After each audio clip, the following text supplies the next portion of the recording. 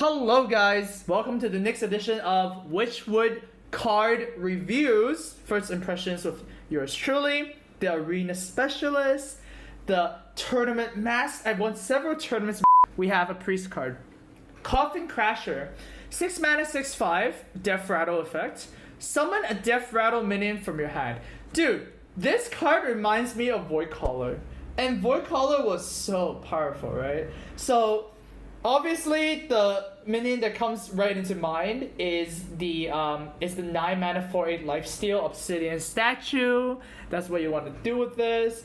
And then of course there's some more Death Rattle synergies there and there. It's like Twilight's Call, just random Death Rattle stuff, right? So this feels really good. It's better in a Temple Priest. This is not really that good in a Control Priest, right? You want to just keep on playing minions and then play Coffin Crasher, and Coffin Crasher goes face a lot because it has a lot of attack, right?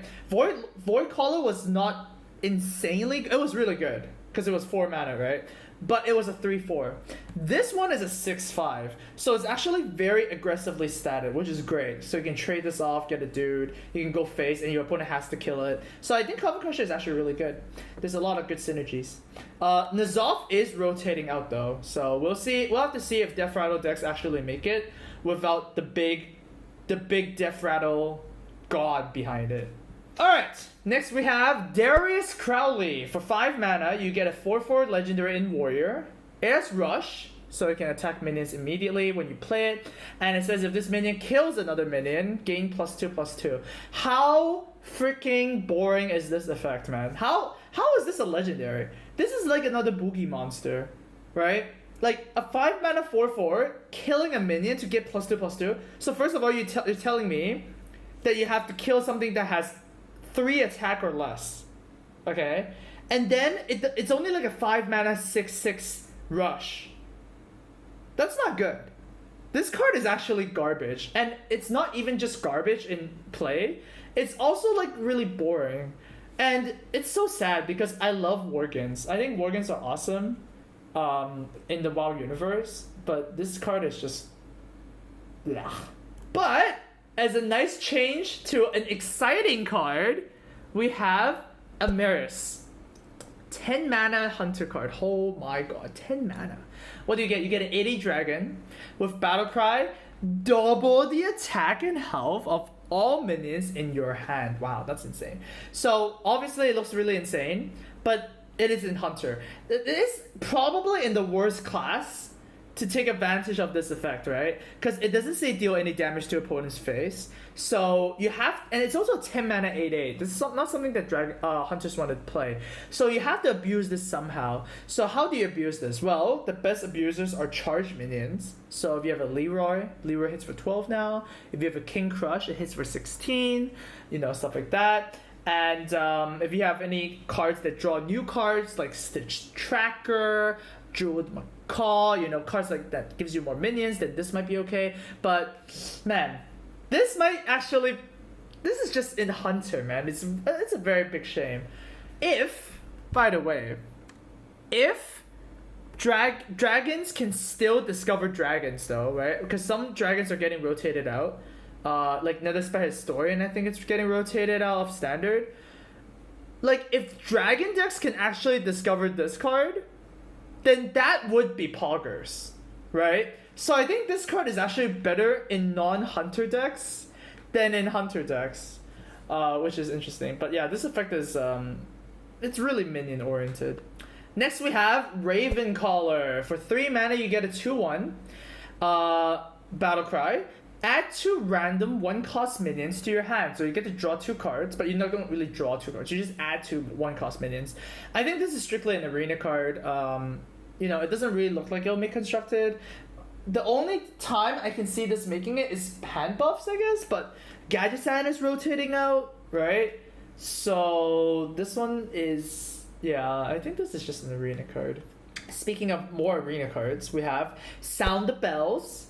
2 mana...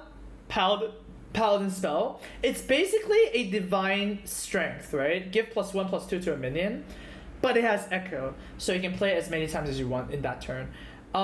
This also seems like an arena card, right? Like I can't imagine this being good in the constructed. It's so slow. I mean, maybe if you play this on a card that says every time you play a spell on this, it gets something good. But man, like Spike Steed is just better than this, obviously. So yeah, this is just a strict arena card. By the way, this is really good in arena. All the Echo cards right now are really good in arena. That's what my first impression of it is. Like, I haven't seen an Echo card that isn't good in arena because you can scale, right? You can play it early game, you can play it late game. It's always gonna be good. And oh my god, it's a Rogue Echo card. 2 mana Echo, deal 2 damage to a minion. Yep, goes without saying, this is insane in arena, right? It's like super tempo oriented, right? You can actually pay 10 mana to deal 10 damage, split amongst minions you choose, right? Like, this is so good. And what if you get like a spell power? It's not insane to think of, yo, you just get a random spell power minion, right? So I think this is ridiculous in arena. And also, this is really not quite that good in constructed, right? Like, it's not really that impressive. This does have a little bit more hope than Sound the Bells because it is in Rogue, and Rogue has Auctioneer. Anytime you have a card that draws more cards and a card that you can play infinitely means that it might just work out, right? Like, if you have an Auctioneer with 10 mana, you can just keep on cheap shotting and then you just draw a million cards. So Miracle Rogue might be interested in this, right? It has at least a little bit more hope of making constructed playable. Next card, we have the first legendary that is not a living thing. It's the Black Howl Gun Turret. 7 mana for a 3/8 legendary in Warrior. It can't attack, so reminds me of Ragnaros. So what does it do? Well, whenever this takes damage, it deals 3 damage to a random enemy. So it includes if it gets dealt lethal damage, right? So if someone like, if a shaman uses Crushing Fist on it, then it still deals 3 damage to a random enemy. This could be interesting if you can have like a lot of whirlwind effects and stuff like that, right? But man, oh man, you have to do some work to make this work, right? What is interesting though is that this does go face. Okay, so if somehow you can whirlwind 8 times in a single turn, this can deal 24 damage to the face. But I can't think of anything right now. Like, I can't think of anything you can whirlwind 8 times. And the problem of this card is also it can't attack. So you can't say you trade something off and you deal 3 damage as well. But yeah, this is gonna be like a puzzle. Man, the Warrior Legendaries are so weird, you know? So, yeah. I don't know. As long as you can go face, I think there is a chance. There's always a chance. Oh, sorry. Okay, there's another new card that was revealed. It's called Warpath, right? 2 mana Echo Whirlwind. So I actually could see it now. You could actually try and do Black Howl Gun Turret with Warpath. Then obviously you need this gun turret to survive a turn, which is a little difficult in this meta right now because there's so much removal, like much efficient removal. But if it does survive, then, you know, Warpath and Black Howl Gun Turret might be some cute stuff. But I think this is, like, I would draft this in Arena if I have Warpath, like, immediately. It looks pretty good. Next we have the Lady in White. It's the Priest Legendary. 6 mana 5/5. Battle Cry. You cast Inner Fire on all minions in your deck.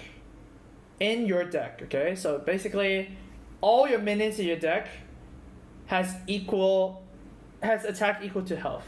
This one is also kind of like a puzzle legendary, right? You kind of need to make it so that, you know, you're making all your decks kind of like high health, you know, low attack creatures. You also want them to have some sort of keyword, such as like taunt. So immediately Stonehill Defender comes into mind. Wait, is Stonehill Defender even rotating out? I don't even know. Man, the sets are getting blurred, man. But Stonehill Defender would be a very good target for this. Stuff like Sleepy Dragon, but you would never play Sleepy Dragon. You know, it's kind of like a deck building challenge with the Lady in White. But the problem right now is that it is a 6 mana 5/5, right? So 6 mana 5/5 is not good. You need to abuse this somehow. That you have to abuse this. So yeah, once again, this card has potential, right? Like, these cards always have potential because it's a build around. And finally, we saved the best card for... Wait a second. It's the Cursed Castaway. 6 mana, 5/3 Pirate and Rogue. It has Rush. And when it dies, you draw a combo card from your deck. Oh, that's a little disappointing, no? 6 mana, 5/3 Rush means that it effectively dies to everything it attacks. It can't go face, and then you get to draw a card. So, I mean, it's really expensive for what a rogue wants to do, right? I mean, if you compare to Azure Drake, it's actually not too bad, right? In Azure Drake, it's a 5 mana 4/4 that draws a card. Well, ignore the spell damage, right? This is a 6 mana 5/3 that draws a card, but man, I can't imagine this being... It's kind of just like a Starfire, man. The fact that it has Rush doesn't really help a creature that has low health. So, I don't think this is going to be that good. So there you have it. That is the 9 new cards that were that were spoiled today and yesterday. You guys can let me know which cards you think are going to be awesome. You guys can let me know what Lady in White combos there might be, and what you think of some of the legendaries. See you in the next video.